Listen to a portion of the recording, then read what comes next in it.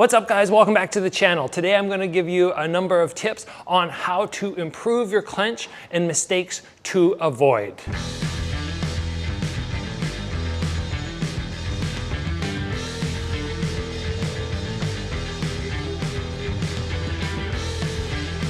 So the first mistake that we want to avoid making when we're in the clinch, in my opinion, is when we take control of the neck, we're trying to make sure that our hips are tight together. You'll notice that all the Thai fighters when they clinch are very tight.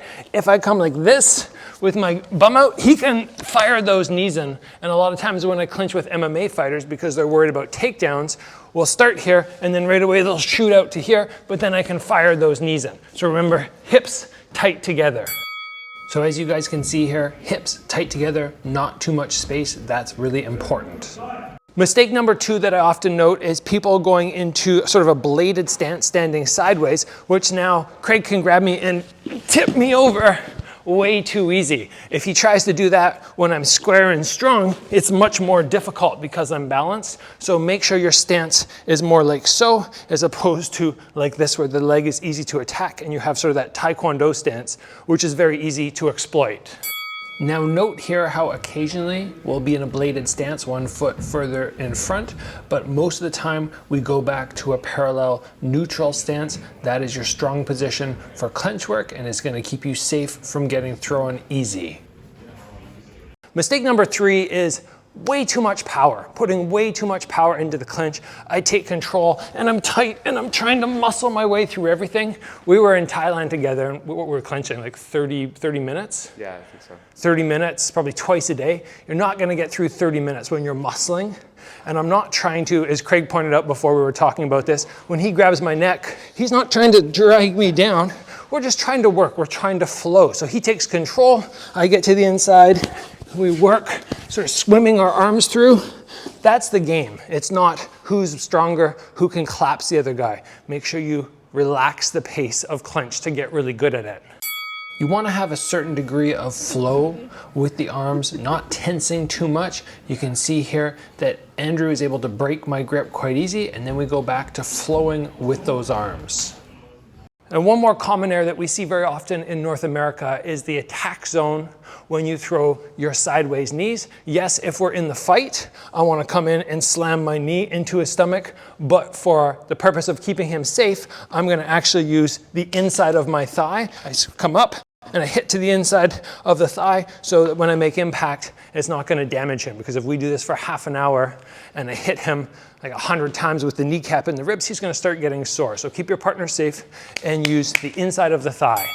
And right here, you'll see some nice exchanges demonstrating which portion of the leg to hit with so you do not hurt your partner. And that's all today, guys. Those little tips will sharpen up your clinch. If you enjoyed the episode, please give it a like. If you haven't already, join the channel, get subscribed, train hard. I will see you back here soon for another video. And to wrap it up, guys, I have a little bit of open clinch work that you can watch. This was post-pandemic, one of the first training sessions back after something like 8 months with a partner, and both of us were a little rusty. You can tell our throws are off, but I think we did about 6-7 rounds of sparring, and then we finished with some clinch work. Neither of us fatiguing too much. All the points that I talked about we're hitting on here, making sure that our clinch is looking fairly decent, although it should look a lot better after a little bit of practice. Like you saw there, a little bit of a mess up on a sweep, but you see we're smiling. Clinch should be fun. It should not be something where you leave hurt with your neck really sore. Enjoy the clinch, utilize it to improve your timing, and overall, if you can start adding this in, you'll find you have a lot of success in your fights or in your sparring. Enjoy the rest of the video here, guys, the rest of this clinch work, and I will see you guys back here soon for another video.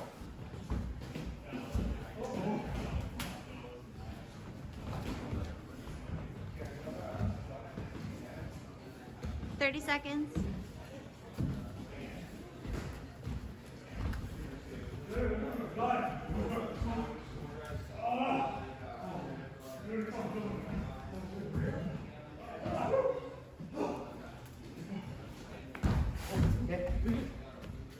It's all shit, huh?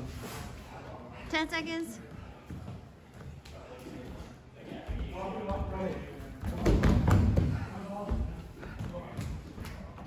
Time.